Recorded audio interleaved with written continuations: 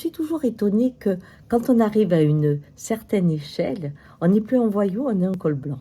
C'est ce que disait ma grand-mère, les appeler comme ça. C'est-à-dire que, par exemple, vous êtes un petit tueur. Hein, vous êtes un tueur, vous êtes tué une personne, il y a des grandes chances que vous alliez en prison si on vous attrape et que vous soyez puni très sévèrement, bien sûr. Et si vous arrivez à être un chef d'État et que vous décidez de faire la guerre, vous tuez des millions de gens, mais là on dit c'est un grand stratège. Ou c'est quelqu'un qui a des grandes idées pour le peuple. Mais c'est tout sauf un assassin. C'est fini.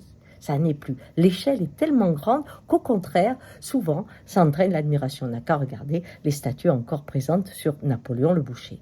Mais on peut le faire à d'autres niveaux. Par exemple, si on regarde aujourd'hui quelqu'un qui triche à un petit niveau fiscalement, il va être puni. Mais quelqu'un qui est très très riche, il fait de l'évasion fiscale. Hein? Donc, c'est-à-dire, il utilise les angles morts pour pouvoir ne pas payer d'impôts. Ben, il n'est pas un tricheur, lui. Il n'est pas puni. Il est admiré pour ses capacités à fuir l'impôt. Vous voyez? Grande différence. Hein?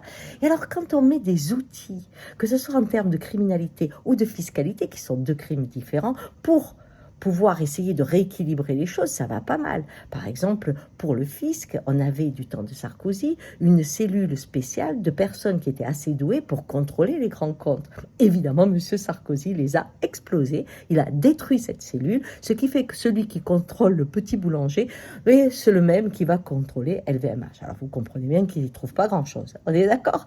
Mais ça a été sa volonté de libérer le col blanc. Et aujourd'hui, pour l'autre criminalité, on a M. Macron qui va enlever les policiers qui s'occupent des grands criminels. Ils vont devoir s'occuper de la petite délinquance. À nouveau, ces grands criminels qui deviennent des hommes d'affaires, ils ne tuent pas, ils font des affaires. Eh bien, ces grands criminels qui sont capables d'avoir des réseaux de drogue, de choses terribles, eh bien non, ils n'auront plus personne devant eux. Alors, quand déjà dans l'expression du monde, ce qui à une échelle est condamnable et à l'autre échelle devient louable, on enlève les outils pour réguler, croyez-moi, on est mal barré. Allez, ciao!